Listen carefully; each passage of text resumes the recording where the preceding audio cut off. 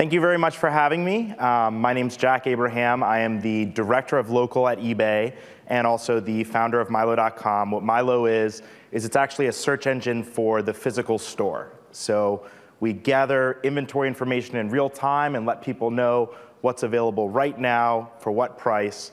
And in being in the space, we do a lot of thinking about shopping and where it's headed and how commerce and location are really changing the game, and have a talk prepared for you today about atoms, bits, and the future of shopping. But before we delve into that, I actually think it's really important to understand the context in which we're here and what the not too distant past was like.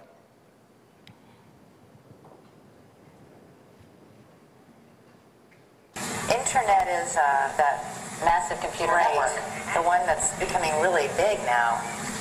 What do you mean? That's big? How does one, what do you write to it, like mail? No, a lot of people use it and communicate. I guess they can communicate with NBC, right? What is the name? It's a giant computer network made up of, started from... Oh, I thought you were going to tell us what this was. It's like a computer billboard. It's not it's a computer billboard, but it's nationwide. It's several universities and everything all joined together. Right. And others can access it. Right. And it's getting bigger and bigger. So that was just like 15 years ago. Can you believe that? I mean, in the course of human history, that's tiny, tiny, tiny, tiny. We went from the internet being a phenomenon used at universities to recently there being, almost 500 million IP addresses that are active. In the back of this slide, you can actually see eBay riding that trend and the growth over the past 4 years. And we've also witnessed an evolution, as many of us have seen, from the desktop to the laptop to the mobile device, whether it's your iPad or having a computer in your pocket. And with this rapid adoption of the internet, a lot of people have been thinking about how does this impact commerce. This is actually from Nicholas Negroponte of Wired in July of 1998. So he said, you enter a store, you see something you like, you write down the product name and manufacturer, you go home and order it over the internet. As a result, you didn't have to carry it, you probably got a better price. The store in this scenario is merely a showroom. Have I described the exception to tomorrow's retail or the rule? So what's really interesting about this is a lot of people are still asking this today. And the way that we think about it and frame our thinking around this topic actually relates to the two fundamental components that comprise products today. One is the bit, and one is the atom. And these two components have very different characteristics. The bit, as we all know, can travel at near the speed of light around the world. And the atom, actually, you have to go to get it, or it has to come to you. And this relates to something that's extremely important for people: instant gratification.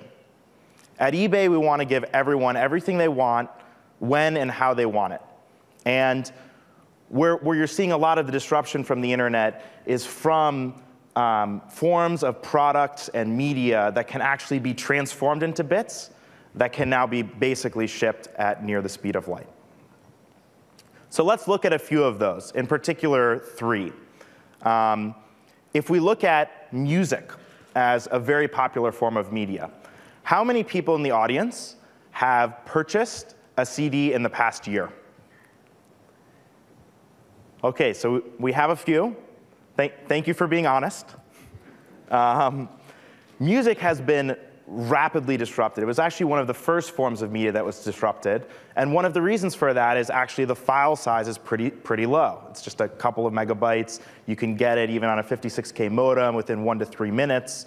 And since then, as speeds have been increasing and we've been able to download music even on our phones from the source, the market is just absolutely exploding for digital and music. Another one is video. How many of you have used a video streaming service, either to your TV or your computer, in the past year? Many of you, almost all of you. This is another area that's being disrupted. But the difference between video and music is that obviously, movies are made up of several gigabytes. So before, you'd have to take hours and hours to download these forms of media. But with streaming, you're actually offered instant gratification. And what's interesting about that is a leading video streaming service that streams to your TV with fairly limited selection and fewer than 5 million digital subscribers, on average, takes up 10% of the bandwidth on the internet. 10%. That's huge. And at peak times, can actually take 25% of the bandwidth on the internet. So this is clearly a trend that consumers are adopting, and that's really changing this form of media. Another one is books. So for the first time this holiday season, ebooks eclipsed physical book sales. This was just absolutely huge. And as ebook readers have been sold and more people are adopting them, the ebook sales are just growing very quickly. So these are just 3 forms of media. There are others that I won't get into. Video games is one you might be thinking about. Software you might be thinking about. You might be thinking about things like identity. But I also think it's very important to think about this in the context of atoms. And I'd like to actually state a thesis for the industry just to clear this up. Any product that can be digitally distributed will be, period. And that's going to be pretty big and pretty disruptive for the industry. Any product made of atoms is actually going to be sustained by physical brick and mortar retail. And it all relates to this time and instant gratification point. So what we are seeing, though, is the bits are being wrapped around the atoms. So people are using the internet to interact with the atomic products in the physical world by them. That could be in the store, using barcode scanning, using services like Red Laser. It could be on the go. You might be wanting to look something up and interact with the real world. Or it could be at home. So this is how people shop, but how are they spending their money? Well, we all know that e-commerce is big, right? I mean, this is like a couple $100 billion. This market built some of the biggest technology companies in the world, and the advertising dollars from e-commerce built the search giants and many others. It's going to be $300 billion by 2015. Digital makes up a small part of this, but it's growing very quickly. But it's still a tiny, tiny part of commerce. E-commerce represents about 5% of retail sales in the United States. Offline is 20 times bigger. 20 times. It's huge. But what's really interesting is the part in the middle, which is basically the portion of offline and local commerce where people are turning to the web first to make their purchasing decision, and they're buying in the real world. So this is what we refer to as cross-channel or online to offline. It's a big trend. It actually represented over $1 trillion of the retail economy last year, over 33%. And at a 12% growth rate per year, it's literally almost adding the entire e-commerce market from a dollar value standpoint every single year, which is just incredible. And it will represent 6x of e-commerce by 2015. So what we see evolving is Commerce 3.0, and I think this is a lot of what this conference today is about. People are interacting with physical products around them, whether that's couponing, payments, it could be shopping lists, it could be doing your research in store with your mobile device, it could be checking out. These are all very, very key components. And the most key component that we see in linking the two and bridging the online and the offline worlds is really accessing the offline inventory online. The reason why that's important is because when people are starting their search online and they're looking at products, if they don't know where they can buy them around them, and if they can't figure that out right now, then they're going to have to call the store, they're going to have to drive around their town to figure that out. And that's the problem that Milo is solving to bridge this gap between online and offline for local retailers.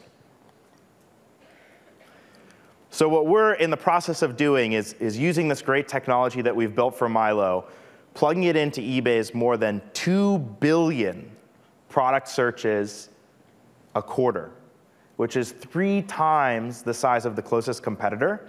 And we're going to unleash this on the real world, on the local stores. And we're very excited about the business that's going to drive and the people that that's going to drive into the store. Not only because of the volume, but also because what ends up happening is when someone goes in the store versus buying online, on average, they spend $150 more. And the reason for that is they see other products on the shelf. They might get upsold on a warranty, on a credit card, on a service plan, et cetera, et cetera. So this means very big business for local retailers. And if you look at eBay's mobile usage across the country, it's very pervasive. And what's interesting about this is so new. This was like incredibly nascent just a few years ago. It's now far and away, leading the charge and being adopted across the US. So then if you marry that with Milo's coverage, these are the stores that we have covered across the entire country, the supply of this very important real-time inventory data, we think what you get is a future where bits and atoms can live in harmony. So the bits are going to disrupt certain forms of products for atoms, but it's not all gloom and doom as Wired predicted 15 years ago. In fact, the bits are going to drive a lot of business for the atoms, and we think that this is going to be a very important and big trend that's going to be developing over the next couple of years. Another way that we're actually pushing this trend forward is, in addition to getting some of the big box retailers that many of you know, we're focused on the small guys too. And what's really important about that is a lot of these businesses are literally invisible online. You can't find them. If you're doing a product search, you're really not going to be able to find their information. So what we've done is we've actually created plugins that integrate with the inventory software of these local stores and make them searchable in real time. Here are some testimonials of stores that are actually using this software right now. And for more, and to learn more about what we're doing and where we think things are headed, I'd encourage you to visit ebay.com/local. And thank you so much for your time. I'll be in the back for any questions, and thanks again.